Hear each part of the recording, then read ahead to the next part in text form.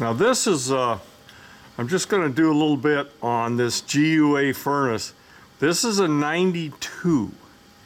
A little bit newer than some of the other GUAs. Pretty much the same design, except it had a integrated furnace control instead of just having ignition control. And that was a bit of a change on this furnace, because they were originally just used an ignition control but not using integrated. Now looking at this furnace, just wanted to point out a few things. This GUA, okay, this one it's an 80% furnace. That's why it's venting with metal pipe.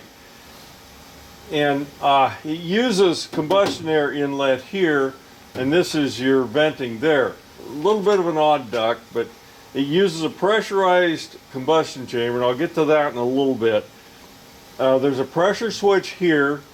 What that's primarily for is to be sure that there's no blockage in the combustion air inlet, because this is a normally closed switch.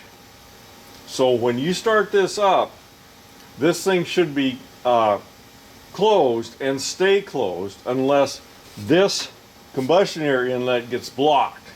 So that's what its safety is for. Going down a little farther, the part of this that's newer is the integrated furnace control. Sometimes called the control board. The real name is integrated furnace control. And that's the departure on this particular furnace with others of the same general setup. Because this controls everything on the furnace. There's no heat operated fan switch. This fan control is all done inside this, and of course the flame safety controls in there. Well, this is the inducer here, and it's not really an inducer, it's actually a combustion air fan, and it draws air in here, and then the air comes through. Once it's burned, it comes out here. This has a centrifugal switch in it that has to close before the ignition control can begin a trial for ignition. And of course there's a limit switch. You can't see it very well, but it's back there behind the integrated furnace control.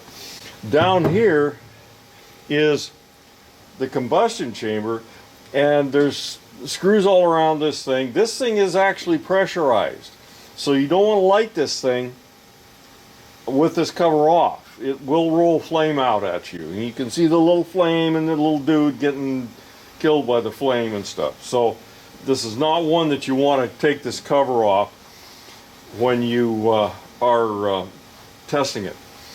You're supposed to be able to see through this thing. If it's dark, you'll be able to see it. If it's not, you won't be able to see anything.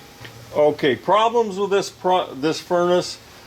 You know, there's not a whole lot of things went bad on it. I'm never really thrilled with this thing, but there's not a lot of stuff goes bad on it.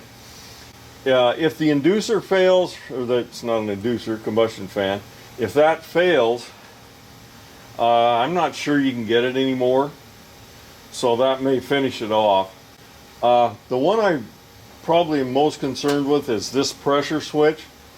As I told you, this pressure switch is normally closed, and it opens if there is a restriction in the combustion air inlet. That thing oftentimes does not work. I've had a number of them that I went out on a service, and when I tested them, they did not work. So you might want to test that if you're ever looking at one of these things.